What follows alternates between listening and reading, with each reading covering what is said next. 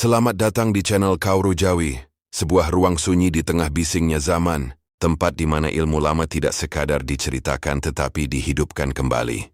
Di sini kita menyelami ajaran leluhur yang diwariskan turun-temurun, karena dalam setiap tanggal lahir, dalam setiap pasaran, dalam setiap tanda alam namun bisa dirasakan oleh jiwa, Kauru Jawi percaya bahwa yang kuno belum tentu usang, yang tradisi belum tentu tertinggal, dan yang diwariskan leluhur bukan untuk ditakuti tetapi untuk dipahami, dijaga dan dihormati. Maka duduklah dengan tenang, buka rasa, buka pikir, dan biarkan setiap kata yang hadir menjadi cermin bagi perjalanan hidup panjenengan. Banyak yang tahu bahwa weton pon memiliki aura kuat dan energi batin yang tajam. Namun, jarang yang sadar bahwa kekuatan itu justru bisa berubah menjadi kesialan jika pantangannya dilanggar.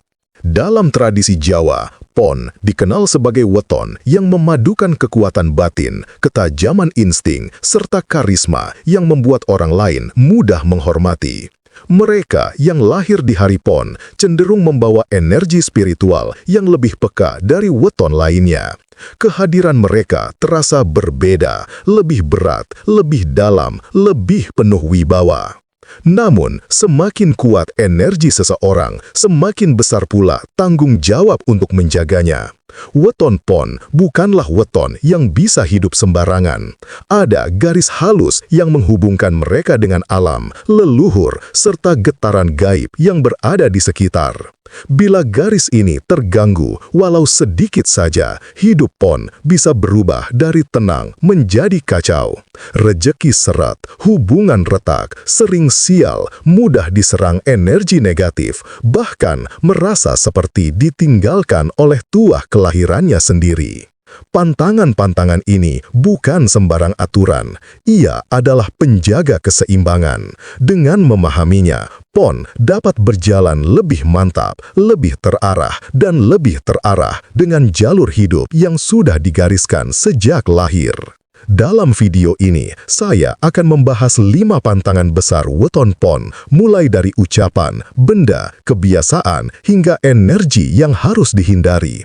Semuanya agar hidup tetap dipenuhi keberuntungan dan dijauhkan dari sengkolo. Sebelum perjalanan batin ini berlanjut lebih dalam, panjenengan yang masih mendengarkan hingga detik ini, percayalah, itu bukan kebetulan.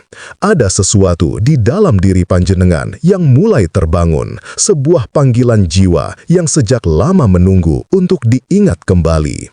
Sekarang, biarkan energi panjenengan menyatu dengan keheningan. Di dalam diam itu, aku kirimkan doa. Semoga langkah panjenengan dipermudah. Semoga pintu rejeki, jodoh yang baik, dan petunjuk dari leluhur terbuka tanpa hambatan. Dan bila panjenengan lahir pada pon, maka ketahuilah, bukan panjenengan yang menemukan video ini, tetapi video ini yang dipanggil oleh energi panjenengan.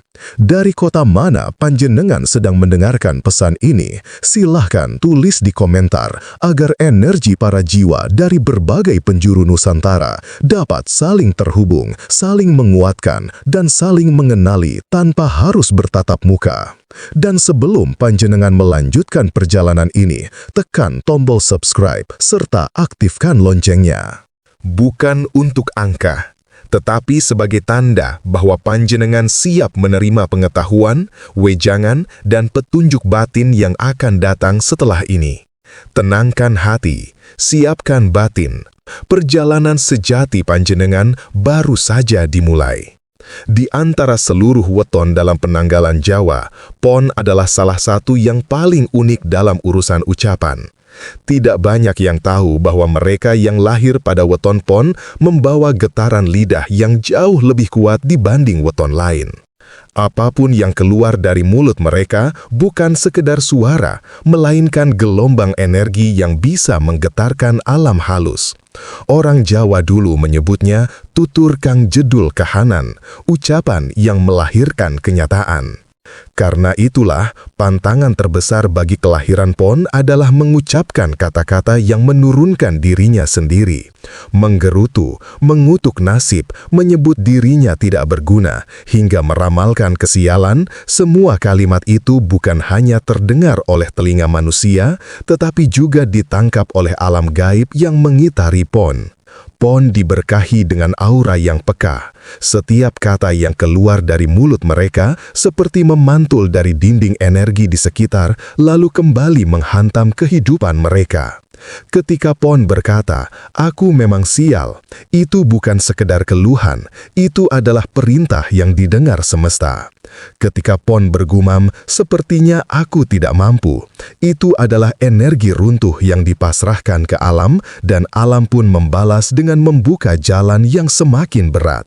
Bagi Pon, ucapan adalah kunci gaib.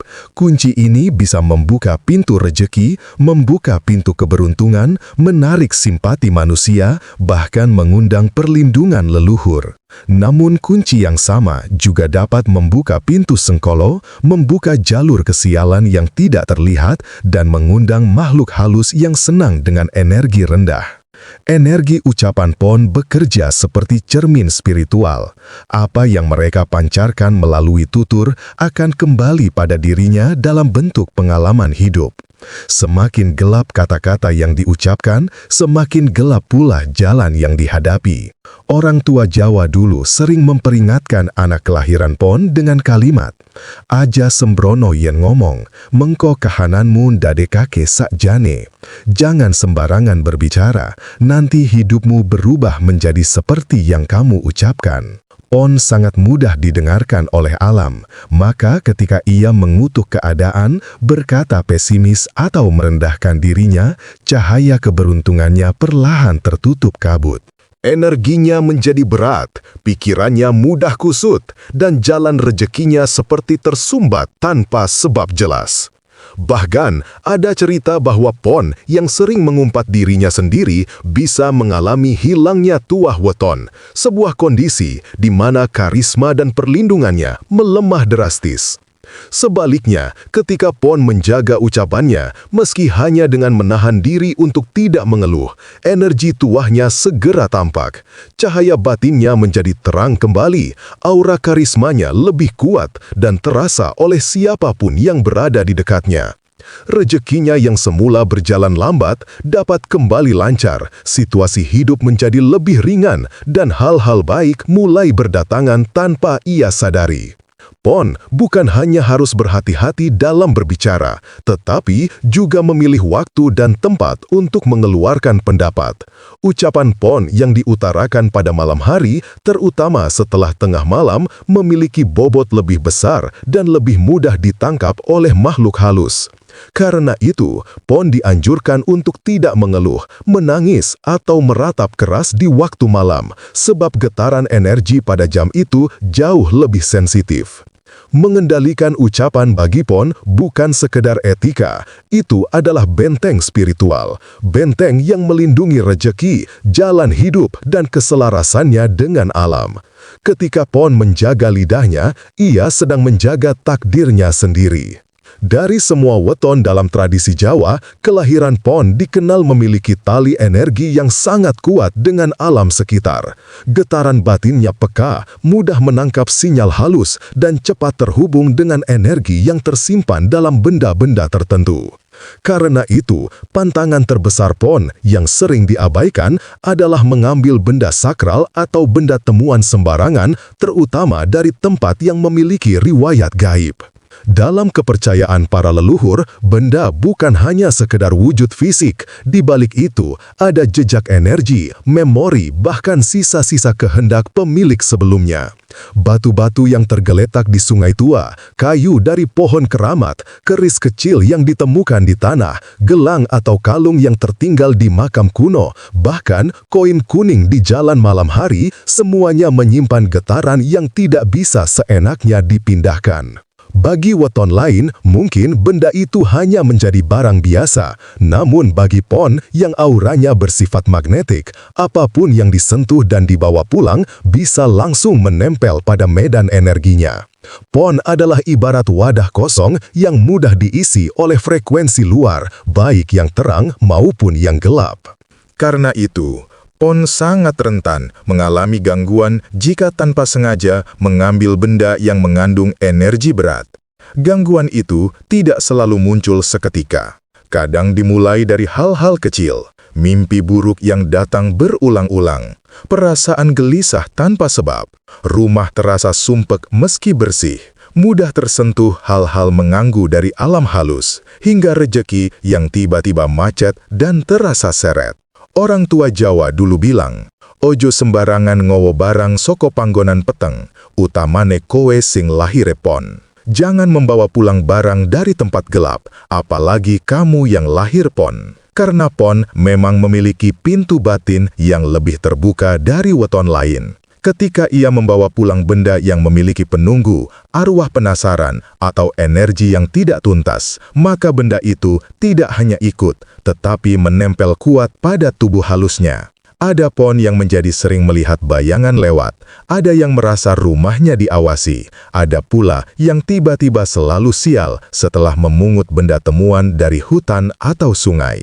Benda sakral memiliki karakter, mereka bukan sekedar barang. Ada yang membawa berkah, ada yang membawa petaka, ada yang membawa perlindungan, tapi ada pula yang membawa persinggahan makhluk halus. Pon tidak boleh sembarangan mengambil benda, karena ia berada di posisi unik. Ia mudah diterima oleh energi benda, sehingga benda itu pun mudah diam di dalam auranya. Bahkan benda kecil sekalipun, kacang 5 sen, batu kecil dari pinggir jalan, atau potongan kayu aneh, bisa menimbulkan perubahan suasana batin Pon dalam hitungan hari. Jika Pon benar-benar ingin membawa pulang suatu benda, ia harus memastikan: 1. Benda itu tidak ditemukan di tempat angker seperti pohon besar tua, makam, sendang wingit, atau bangunan kosong. 2. Tidak berasal dari tempat yang terasa berat, di mana bulu kuduk berdiri ketika mendekat. 3. Bukan barang yang jelas bukan haknya, misalnya barang seseorang yang jelas milik keluarga lain, atau benda pusaka tanpa izin. 4. Bukan benda yang tiba-tiba mengundang untuk dibawa pulang, karena seringkali itu justru jebakan energi halus. Pon harus ingat, ia adalah magnet spiritual. Apa yang ia bawa pulang bukan hanya benda fisiknya, tetapi juga energi yang menempel di dalam benda tersebut. Jika energinya baik, Pon bisa mendapat perlindungan tambahan. Namun, jika energinya gelap, aura Pon bisa terkontaminasi dan menjadi keruh. Dalam beberapa cerita kuno, Pon yang melanggar pantangan ini bisa mengalami ketempelan halus, yaitu keadaan saat energi benda sakral menempel pada tubuh astralnya dan sulit dilepaskan. Akibatnya, hidup menjadi berat, langkah serba salah, dan keberuntungan hilang perlahan-lahan tanpa sebab yang bisa dijelaskan. Karena itulah, Pon harus selalu berhati-hati. Benda bukan hanya benda. Di balik wujudnya, ada dunia lain yang tidak semua orang mampu melihat. Dan bagi Pon, dunia itu bisa menempel lebih mudah daripada yang ia kira. Dalam jagat weton Jawa, Pon dikenal sebagai pribadi yang memiliki hati sensitif dan naluri kuat. Mereka cepat merasakan ketidakadilan, peka terhadap perlakuan buruk, dan mudah membaca niat seseorang dari tatapan mata. Namun sayangnya, sifat peka ini juga membuat Pon memiliki api batin yang mudah menyala ketika disakiti. Masalahnya bukan pada kemarahan itu sendiri. Yang berbahaya adalah ketika Pon menyimpan amarah terlalu lama hingga berubah menjadi endapan energi gelap yang bersemayam di tubuh halusnya. Amarah bagi Pon bukan hanya perasaan, melainkan benda astral yang menempel, tumbuh, dan mengaburkan cahaya tuahnya. Leluhur Jawa menyebut amarah yang disimpan oleh Pon sebagai lembut ireng, kabut hitam yang mengitari aura seseorang tanpa disadari. Kabut ini perlahan-lahan menutupi pancaran energi baik, membuat langkah hidup Pon tersandung dan rezekinya seperti tertahan tanpa sebab. Ketika Pon menyimpan amarah, cahayanya meredup, ketekunan berubah menjadi kelelahan, kejernihan pikirannya menjadi kusut, naluri spiritualnya menjadi bising oleh suara batin yang penuh tekanan. Gejala-gejala ini sering muncul tanpa dihubungkan oleh pemiliknya. Sulit fokus meski tugasnya sederhana, mudah membuat keputusan yang salah, tubuh terasa berat seperti membawa beban tak kasat mata, tidur gelisah dan sering terbangun malam hari, dan rezeki yang sebelumnya lancar berubah menjadi macet, tersendat bahkan hilang tiba-tiba. Pon memiliki hubungan erat dengan dunia batin. Ketika ia marah, energi itu tidak hilang begitu saja. Energi itu tinggal, menetap, dan perlahan-lahan mempengaruhi medan spiritualnya. Bahkan ada kepercayaan bahwa ketika Pon menyimpan dendam, penjaga gaib yang biasanya melindunginya justru menjauh karena getaran energi Pon menjadi terlalu panas dan tidak stabil. Aura Pon yang biasanya kuat dan memikat berubah menjadi kusam, mudah terserang energi luar, dan rentan mengundang gangguan halus. Dalam kondisi tertentu, amarah yang dibiarkan berbulan-bulan dapat memperlemah tuah weton Pon. Oni-oni kecil dalam istilah Jawa kuno, makhluk halus kecil yang biasanya hanya mengganggu orang tertentu, bisa dengan mudah berkeliaran mendekati Pon yang menyimpan amarah. Ini yang menyebabkan Pon merasa rumahnya tidak nyaman, merasa seperti diawasi, atau sering mengalami kejadian kecil yang membuat hari-harinya buruk. Karena itu, Pon harus ingat, amarah baginya adalah racun. Racun yang tidak membunuh secara langsung, tetapi menggerogoti tuahnya sedikit demi sedikit. Ada alasan mengapa orang tua dulu selalu berpesan, "Ojo demem nesu, mengko kue dewe sing kono balene." Jangan menyimpan marah terlalu lama, nanti kamu sendiri yang merasakan baliknya. Untuk menjaga keseimbangannya, Pon harus melakukan berbagai penyelarasan batin setiap kali merasa sakit hati atau tersinggung. 1. Bicara baik-baik ketika tersinggung. Pon harus mengeluarkan unek-uneknya dengan cara yang lembut. Ucapan jujur namun halus membuat energi batin tidak menggumpal menjadi kabut gelap. 2. Hindari pertengkaran berkepanjangan. Pon bukan tipe yang cocok dengan konflik. Semakin lama konflik berlangsung, semakin kuat energi negatif masuk ke dalam auranya. 3. Bersihkan batin dengan ritual ringan. Mandi malam dengan air hangat yang dicampur garam. Meditasi ringan sambil menarik nafas panjang. Menyepi di kamar dengan lampu redup atau sekedar duduk diam sebelum tidur sambil menenangkan hati. Tindakan itu tidak sekedar menenangkan pikiran, tetapi membersihkan tubuh halus dari kabut emosi yang menempel. Jika amarah dilepaskan, cahaya Pon kembali bersinar, energinya kembali stabil, rezekinya mengalir lancar, dan perlindungan dari leluhur kembali mendekat.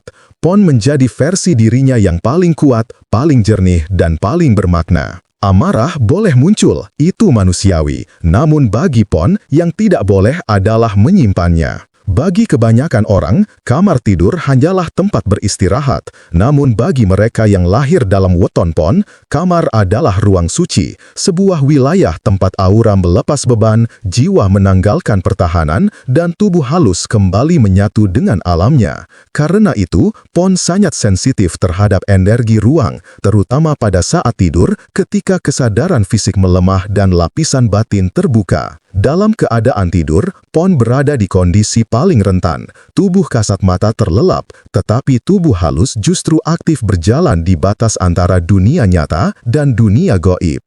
Jika ruang tempat Pon tidur dipenuhi kekacauan, lembab, berdebu, atau gelap total tanpa cahaya, maka ruang itu berubah menjadi sarang energi stagnan, energi mati yang mudah dihuni getaran rendah. Barang-barang yang menumpuk, Pakaian tidak terpakai, sudut ruangan yang jarang tersentuh cahaya, serta lantai yang jarang dibersihkan bukan sekedar masalah kerapian.